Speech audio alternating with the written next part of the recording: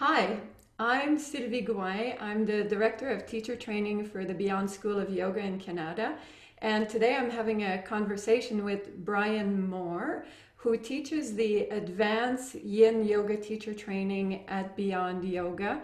And Brian is not only a certified yoga teacher or an ERYT 500, but he's also an engineer. So he comes to yoga practice with this logical and clear approach that is rooted in consciousness of energy. So today, Brian is going to share some thoughts in terms of what a yin yoga teacher will learn in the second teacher or in the level 2 teacher yin yoga teacher training, right? Yeah, thanks, Silly. So I appreciate the time to talk with you today. Yeah, it's kind of interesting. Having grown up as an engineer, I take a very practical approach to yoga and to the teachings that I put into my courses. If it doesn't hit the road, if the rubber doesn't hit the road, I don't do it. Okay, so it has to show up in my life, and I like to extend that out to my students. The teacher training I have coming up in the spring, the advanced level 2 yin yoga teacher training, really goes beyond the physical postures. So there's a lot of yin teacher trainings out there that go deeper into the physical postures, the mechanics of it. I'm going beyond that, really into something I call the applied energetics. And what that's about, it's really about taking prana.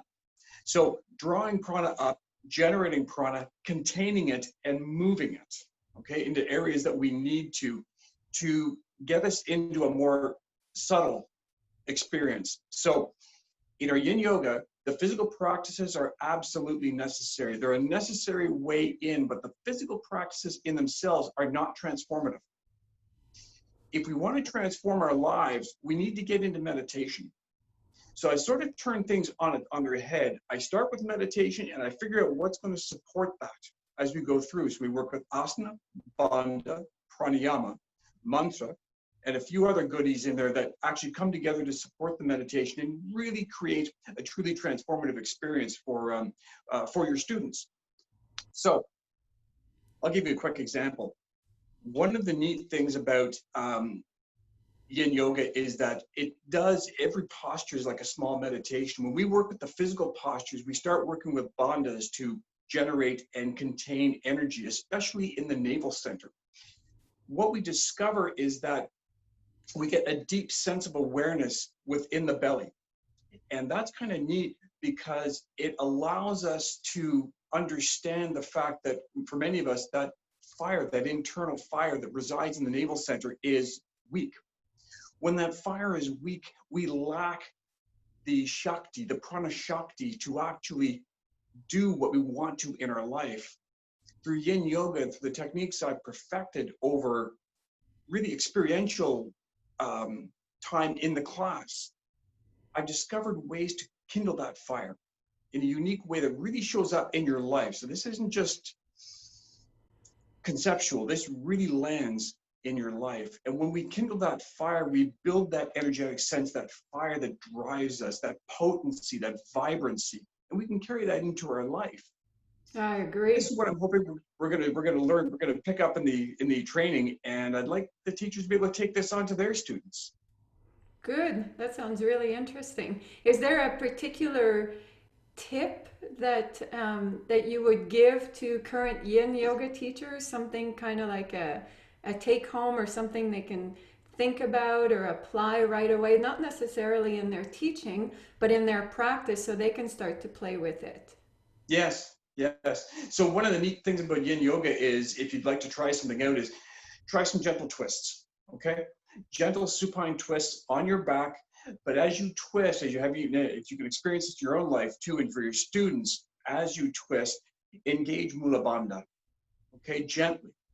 Start gently, that gentle lift of the pelvic floor as you twist, with your awareness resting at the navel center and the solar plexus. Sense that line of energy that just gently, softly rises from the pelvic floor up and toward the navel center, and see how you feel. And the neat thing here is the unwinding. As you unwind, let your awareness rest in that navel center and watch what shows up. There's this enlivenment, this this lightness, this potency that shows up in the navel center. And when it does, foster that. Just allow yourself to rest after the posture.